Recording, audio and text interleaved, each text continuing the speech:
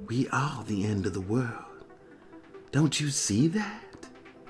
Oh man, is that chick crazy or what? I mean, you gotta love Alpha. You gotta love her style. Welcome back, everybody, to the Z-Man Show as we're taking a look at Season 10, Episode 2. We're gonna do a quick recap here. Let's just talk about some of the devious nature of, Alpha herself and also Beta at that. And it was really cool in this episode to see how they finally came together, how they came to be, to create these whispers, or at least the start of it, right?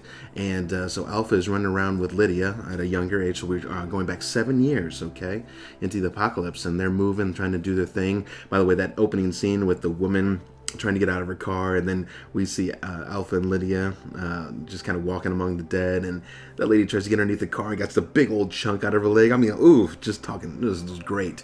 But then we see that Lydia gets super scared, and then it forces them to be on the run.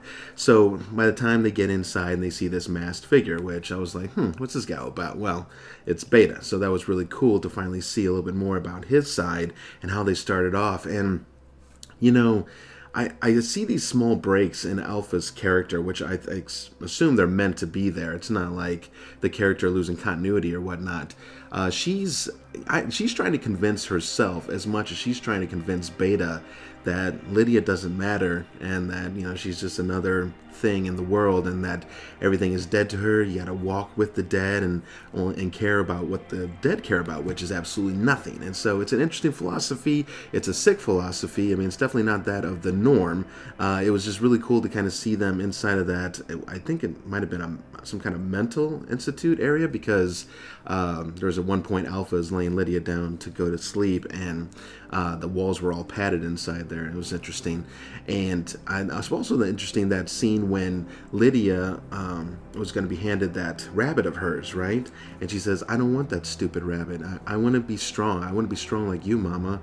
And, Alpha gets super excited. She's like, finally, my daughter's, I guess, coming of age, if you will. And she wants to see, her become just like her. And then it's interesting because then Lydia says to her again, she goes, I want to be just like you, Mama. She says it again. And then Alpha looks at her and says, don't call me that. It's like, well, Jesus, are we having a breakthrough moment, I guess, or are we not? And so I guess Alpha's happy that she's trying to make her strong and not care about anything, but yet doesn't want to be seen as the mother figure to Lydia. It's very odd. It's weird.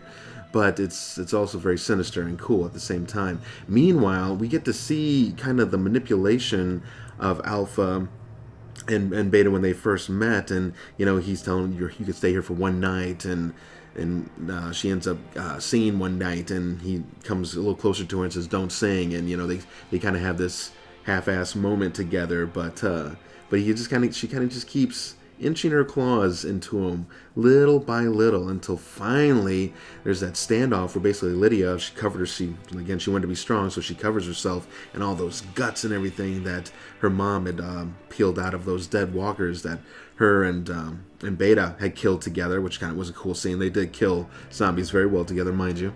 And anyway, so Lydia goes out trying to be stronger. She doesn't want to be afraid, so she goes out on her own, just kind of throughout like I said, that little mental institute or whatever it is at school.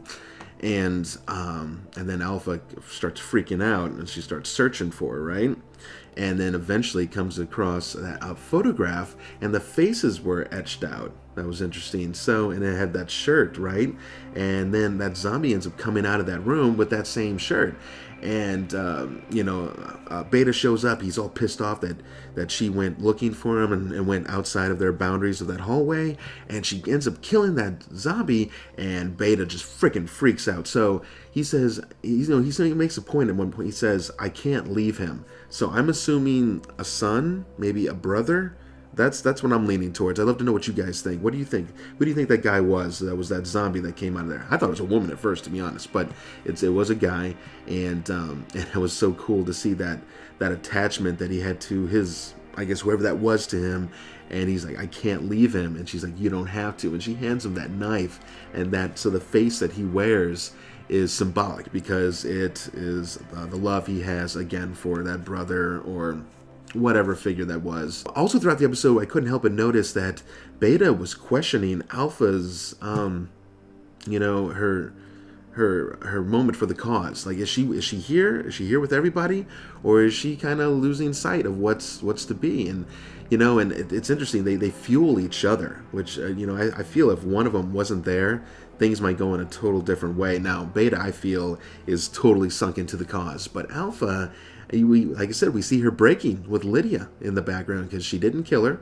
She let her go free. I guess the rest of the pack thinks that she killed her, and that she didn't feel a thing about it. Well, clearly that is not the truth, as we see in some of those last moments in the episode when I guess she built some kind of shrine for her or something for her. Maybe like a makeshift not house, but like sleeping area or something. And Beta gets out there and he is pissed. He sees that that she built that for her, and that he realizes Lydia's not dead, and that she wants her to be back, but he tells her, no matter how much you want her back, you are never going to get her back. And Alpha doesn't like that so much either, and she kind of she's like replacing Lydia in a way by promoting that one of the two sisters that we saw earlier in the episode. He actually gave her the name Gamma, which clearly this is a big thing because Alpha does not believe in names. So to actually promote and name another one of her followers as the name Gamma, that's huge. But furthermore, it shows that it's basically it's Alpha trying to fill that void right in her life, so without Lydia being there. So that was very interesting. I think Thora Birch is actually playing the redheaded woman who was part of the two sisters, which that was really interesting to see the breakdown of Thora Birch's the other sister, right? She's the one who ended up sacrificing her baby because Alpha told her to, but luckily I think it was Connie ran in and picked her up before she became a little zombie Big Mac. So anywho's, I just thought it was really cool kind of seeing that breakdown also of that sister and the connection between them. Basically the one, which is Thora Birch, she wants to stay with the crew, and the other one, she's just mourning the loss of her baby and she can't quite get there.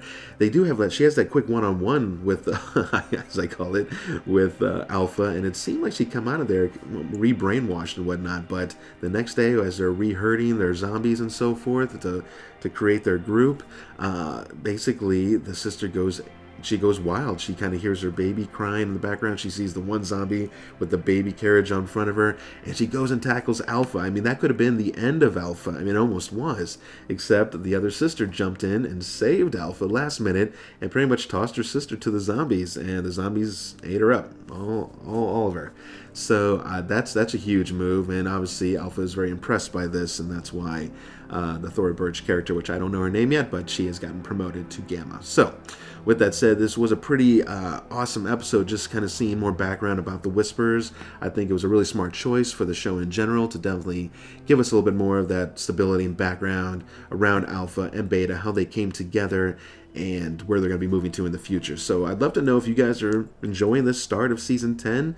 I can tell you it is a hell of a far cry, better than Fear was, and so that is great to see because we've all been excited to see some new storyline, or at least a continued storyline that is strong as we move forward and through October. So anyways, with that said, I'm going to give this episode a solid 8.5. I just thought it was a great episode with the Whispers background and the cinematography, some of the kill death scenes between the zombies and even some humans in the episode as well were awesome. So that was really, really neat. I hope you guys get a chance to come back out and visit our channel soon. We are going to be filming, I think, in the next upcoming weeks for episode 7 of our Dead Nightmare series. I know I've been talking about it a long time. Feels like it's been taking forever to get this material written, but I am almost done. I mean, I'm like within, I don't know, probably a night or two of finishing the script, and then I can start scheduling, which is literally the worst part of making a zombie film, or any film for that matter. So we'll get our people together and we'll make some magic happen.